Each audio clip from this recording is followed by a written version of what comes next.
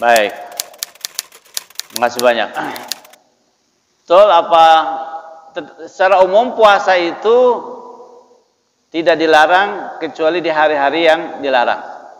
Nah, itu secara umum tidak dilarang berpuasa sunnah kecuali di hari yang dilarang, 2 hari raya dan hari tasyrik.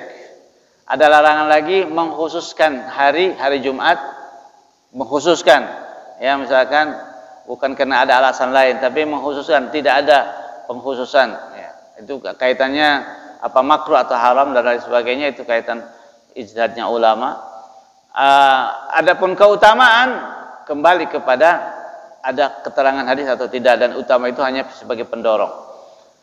Nah sekarang 3 hari berpuasa dianjurkan itu dalam rangka akan bernilai sepanjang tahun, ya, itu minimal 3 hari itu. Sebulan 1 bulan 3 hari. Di mana?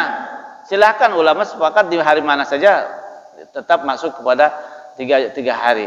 Ada anjuran atau ada kesunahan puasa disebut dengan ayyamul bid, hari-hari putih. Maksudnya hari putih malamnya terang bulan. Terang bulan berarti kaitan dengan bulan Hijriyah. Akhirnya terang bulan itu kan dari ru'yatul hilal bulan Hijriyah. Ya, kalau bulan Masehi kan tidak ada lagi urusan dengan, disebut dengan matahari juga, ya, peredaran matahari. Nah, kalau Hijriyah berarti ada ru'yatul hilal. Maka terang bulannya malam 13 berarti bulan Hijriyah. Malam 14, malam 15 berarti di siang harinya puasa itu dianjurkan, ya. Kalaupun diganti hari lain tidak ada masalah, tidak kaku. Kalaupun orang yang biasa Senin Kemis tidak Yaumul Bid sudah cukup, ya, sudah kuota terpenuhi.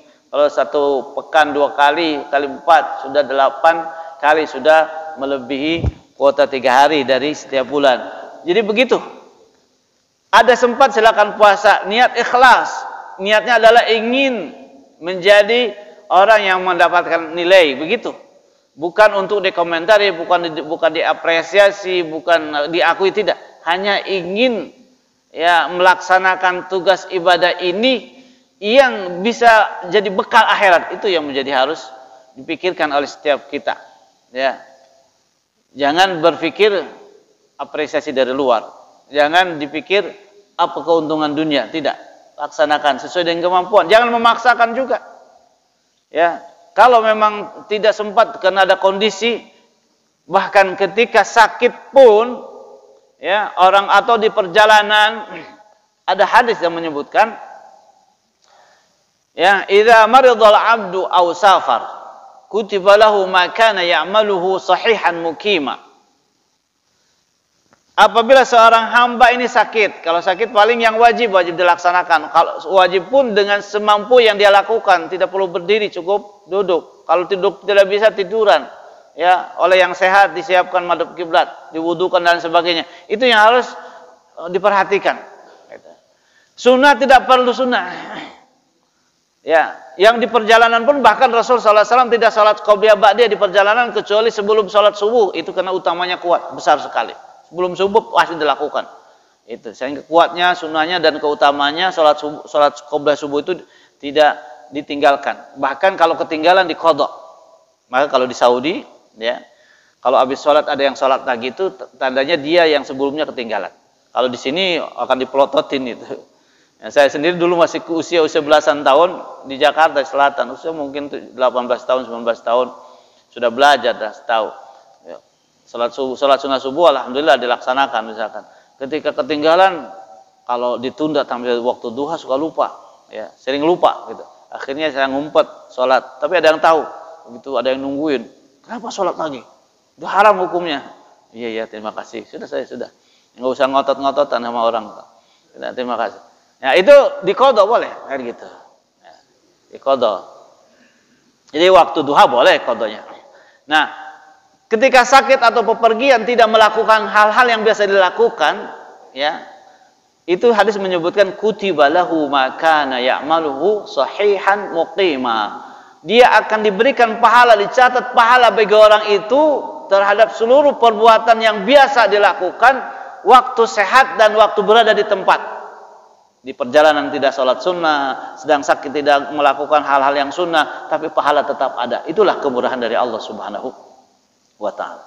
Maka ketika ada ya bahasanya kemarin itu lockdown gitu ya, bukan lauk daun gitu. Ada orang kamu ngumpulin daun daun apa namanya, daun singkong gitu. Untuk apa? Ini kan sudah lockdown. Jadi kita nggak bisa ke masjid. Walaupun terkadang ya itu karena hal-hal yang belum ada kasus, tapi kehati-hatian atau kebijakan yang kita dipaksa tidak boleh kumpul, kita ke masjid. Ya sudah, dengan kita paham masalah Islam, hati memang rindu ke masjid, tapi khawatir ada lebih dari itu, ada mungkin bahasa-bahasa dibahasakan keluar, kita membangkang kalau tidak melaksanakan. Sudah dilaksanakan di rumah ataupun di tempat yang biasa dengan saudara, dengan kawan yang sehari-hari. Kan social distancing itu sebenarnya untuk kehati-hatian. Kalau di rumah yang sudah sehari-hari berminggu-minggu tidak ada virus tentunya, ya bebas-bebas saja kan begitu. Dan kita juga kalaupun di sini masih ada social distancing karena mungkin ada khawatir dari pendatang, kehati-hatian saja. Tapi dengan ada masker sudah insya Allah terprotek, ya seharusnya begitu. Jangan terlalu paranoid.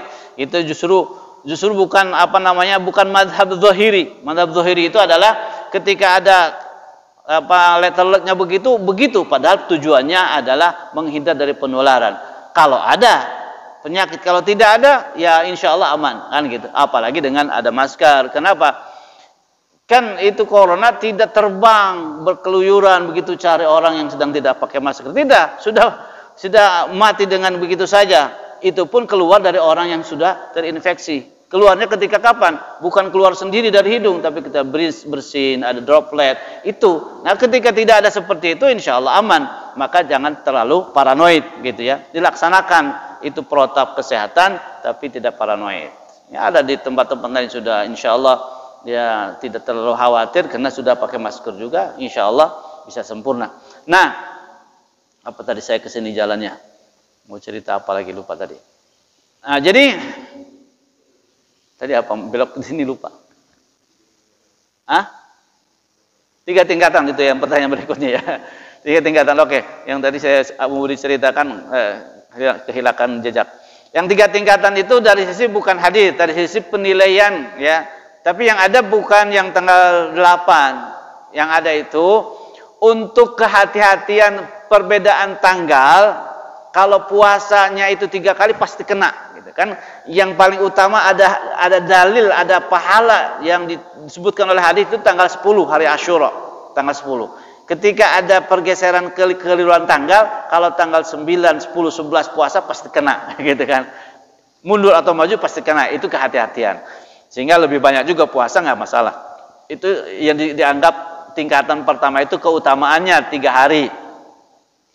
Kalau yang 2 hari imma 9, 10 atau 10, 11.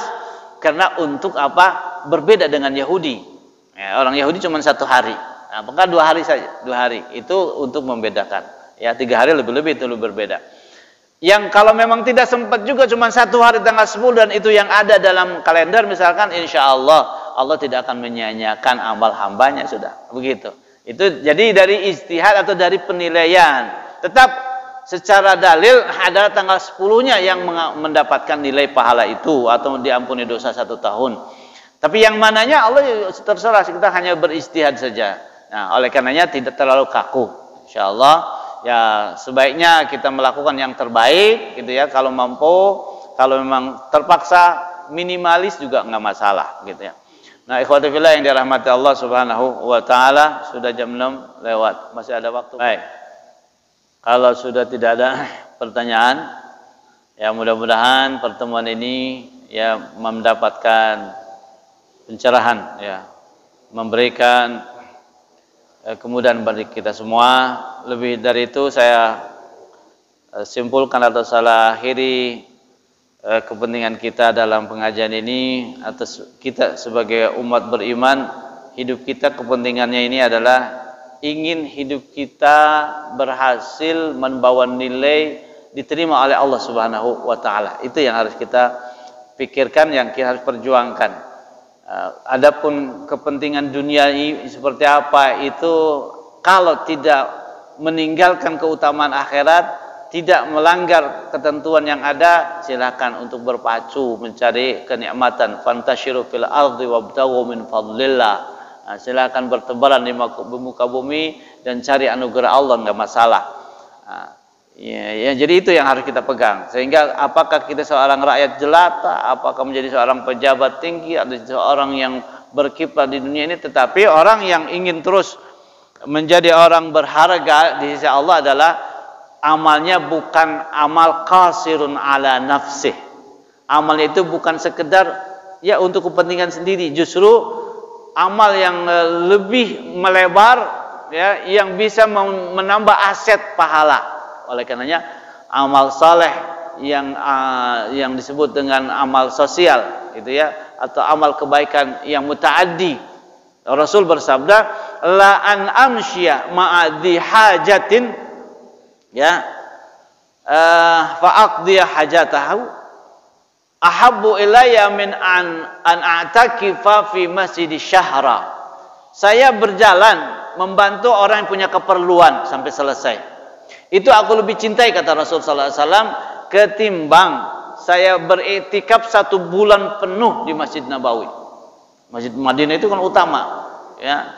Di tingkatannya 1000 kali lipat di masjid yang lain selain Masjidil Haram. Itu iktikaf 1 bulan dikalahkan oleh bisa membantu orang lain. Itulah Islam. Nah, maka orang-orang yang punya orientasi keislamannya baik, ya, tidak meremehkan hal-hal yang ada nilai dalam Islam, tetapi tetap ada ya tekad, keikhlasan, ya, dan juga orientasi hidup ini masalah dunia akhirat.